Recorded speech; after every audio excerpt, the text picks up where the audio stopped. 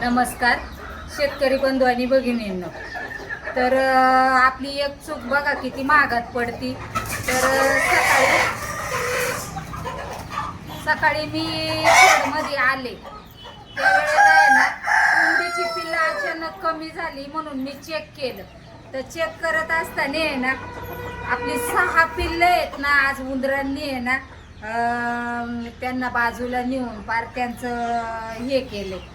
तर त्यांना आहे ना मी न डालता मला वाटलं की कोंबडी चांगली तिखट आहे म्हणून मी आपलं त्यांना नाही ब्रूडिंग रूममध्ये हे करते. त्याला जरा सापट आहे तर तीच माझी चूक झाली. त्यांना आहे ना डालग्यात डालून ठेवायला पाहिजे होतं. तर आज ह्या बघा ही पिल्लं आपली आहेत ना 6 पिल्लं आहेत ना उंदरांनी नेली आणि तिकडे आहे ना कॅरेटमध्ये नेऊन त्यांचं पार चौंदा बेवंदा करून ठेवलं.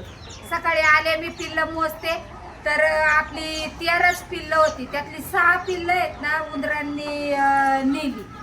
तर असं तुमच्यापर्यंत हा व्हिडिओ का पोचवते तर का तर आपल्याला योग्य ते आपल्या पिल्लांची काळजी घेतली पाहिजे. माझी चूक झाली ती तुमची होऊ नये म्हणून आहे ना मी सांगते तुम्हाला की संध्याकाळचं शेडमध्ये पण मी राऊंडला आले नाही त्याच्यामुळं माझी ही चूक आहे ना झाली.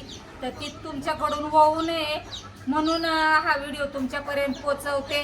मला वाटलं की कोंबडी तिखट आहे नाही द्यायची पण उंदरापाशी तिचं तरी काय चाललं असेल तवा. आणि मेन म्हणजे माझी चुकी आहे मला ते डालायला पाहिजे होती. वरून आपलं बारदान जर टाकलं आणि डालगं जर असं टाकलं ना तर उंदरांना जायला जागा नाही होत. कडनी जरा विटा जर लावले तर उंदीर जात नाही. पण माझी ही चूक झाली ही तुमच्याकडून होऊ नये म्हणून हा व्हिडिओ मी तुमच्यापर्यंत पोहोचवते. आज माझी सोन्यासारखी ही 6 पिल्लं गेलेत तर म्हणून हा व्हिडिओ मी तुमच्यापर्यंत पोहोचवते. मेडिकलमध्ये आहे ना अशा ज्या छोट्या छोट्या वड्या मिळतात ना उंदरांच्या त्या आणून आहे ना आता मी काय करणार आहे शेडच्या आहे ना सगळ्या बाजूनी पण ठेवणार आहे आणि जिथं जिथं उंदर आहेत तिथं त्या वड्या ठेवणार आहे मी. आणि त्याची मी काळजी घेणार आहे. सकाळ संध्याकाळी सारखी येत जाणार आहे.